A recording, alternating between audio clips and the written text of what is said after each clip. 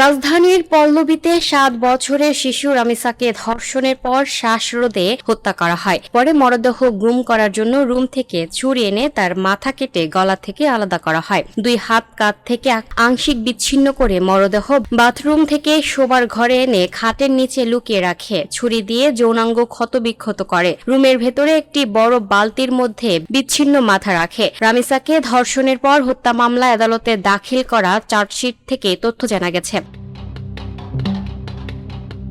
রোববার 24 মে ঢাকার chief metropolitan magistrate আদালতে চার্জশিট দাখিল করেন মামলার তদন্ত কর্মকর্তা পল্লবী থানার উপপরিদর্শক মোহাম্মদ ওহিদুজ্জামান।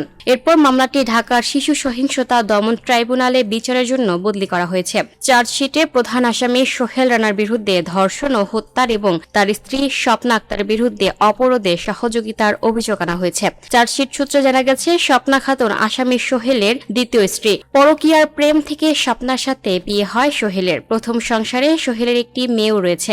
চার্জশিটে উল্লেখ করা হয়, প্রায় 2.5 মাস আগে অটোরিকশা মেকানিক সোহেল পল্লবীর 11 নম্বর সেকশনের বি ব্লকের 2 নম্বর লেনের ওই বাসায় ভাড়া নেয়। সোহেলদের ফ্ল্যাটটি ছিল 3 রুমের। এক রুমে সোহেল ও তার স্ত্রী স্বপ্না থাকত। তাদের রুমের সঙ্গে একটি অ্যাটাচড বাথরুম ছিল। আর পাশের 2 রুমে থাকত মাসুদ পারভেজ এবং জেসমিন আক্তার নামে এক দম্পতি। আলাদা রুম হলেও সোহেল ও মাসুদের কিচেন রুম একই ছিল। চার্জশিটে আরো বলা হয়, মাসুদ পারভেজ এবং জেসমিন আক্তার প্রতিদিন সকাল 6টার মধ্যে বাসা থেকে বেরিয়ে যান। ঘটনার দিন 19 মে তারা বাসা থেকে বেরিয়ে যান। সকাল 9:30টার দিকে রামিসা ঘর থেকে বের হলে সোহেল রামিসাকে তার রুমের সামনে আসতে বলে। রুমের সামনে গেলে তাকে রুমের ভেতরে নিয়ে বাথরুমে ধর্ষণ করে সোহেল। এ সময় রামিসা চিৎকার করলে তাকে শ্বাসরোধে হত্যা করা হয়। পরে মরদেহ গুম করার জন্য রুম থেকে ছুরি এনে তার মাথা কেটে গলা থেকে আলাদা করা হয়। 2 হাত কাঁধ থেকে আংশিক বিচ্ছিন্ন করে মরদেহ বাথরুম থেকে শোবার ঘরে এনে খাটের নিচে লুকিয়ে রাখে।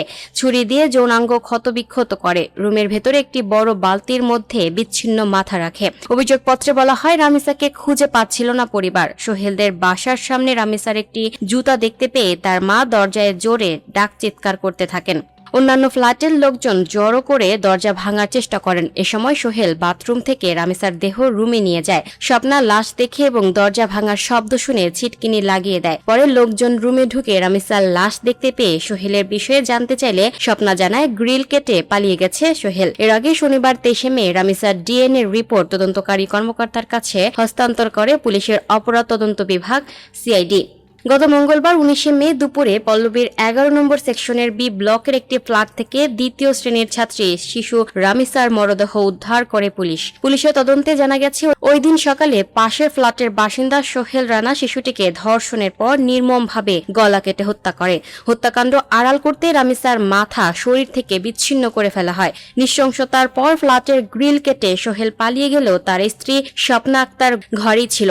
ঘটনার পরপরই পুলিশ বাসা থেকে স্বপ্নাকে আটক করে। পরে ওই দিন সন্ধ্যায় তথ্য প্রযুক্তির সহায়তায় নারায়ণগঞ্জের ফতুল্লা থেকে মূল ঘাতক সোহেল রানাকে গ্রেফতার করা হয়। এই ঘটনায় রামিসার বাবা আব্দুল হান্নান মোল্লা বাদী হয়ে পল্লবী থানায় দুজনকে আসামি করে একটি মামলা করেন।